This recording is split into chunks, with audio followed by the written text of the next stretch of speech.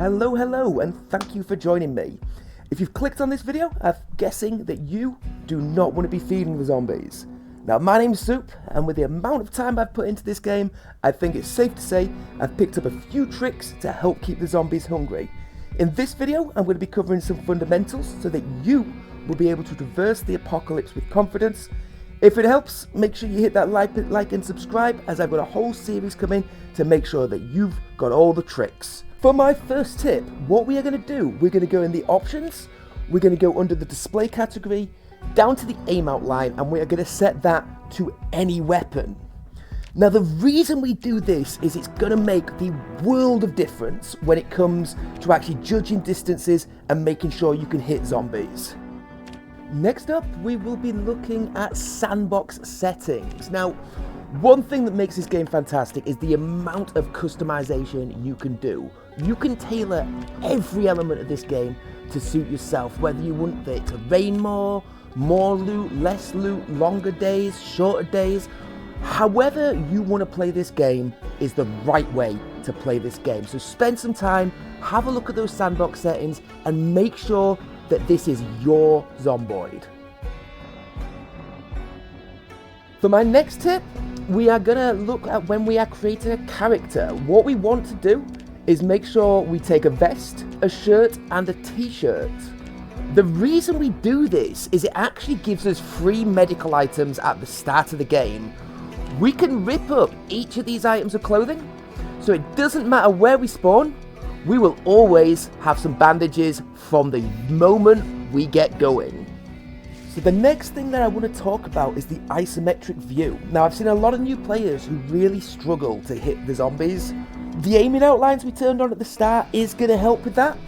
But what you can see here is I'm moving in two directions at once. I'm working with the isometric tiles, making sure that I travel the way the game is built.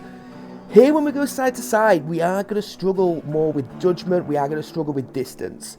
On top of that, when we're in attack mode, keep your eyes on your character and the angle they're facing rather than the targeting cursor. So for my next tip, you may have seen this in the tutorial, it's in the help box if you press F1. And it is one that you will see online all the time, and it is walk, do not run.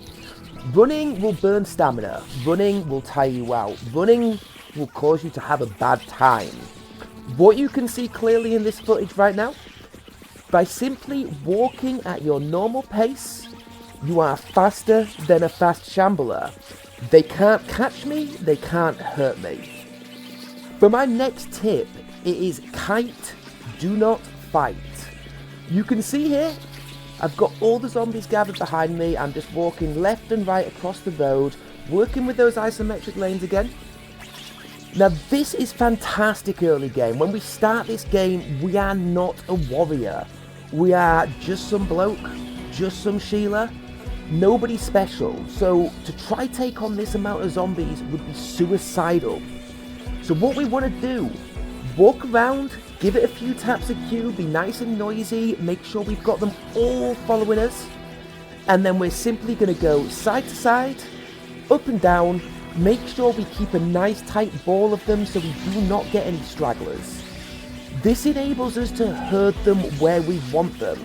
In this example, I am at the Rosewood fire station. I take them round the corner, up and down this road, nice and safe, nice and simple.